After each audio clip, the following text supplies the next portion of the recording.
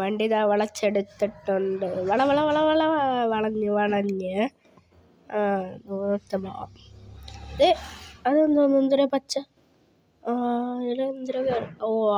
ആളെക്കയറ്റ കറക്ക അല്ലാണ്ട് എന്താ സ്പീഡിൽ എടുക്കാം. നമ്മൾ വണ്ടി എടുത്തു. ആരൊക്കെ കാണിക്കുന്നുണ്ട്. അങ്ങോട്ട് പോവാം. എന്താ എന്തരാ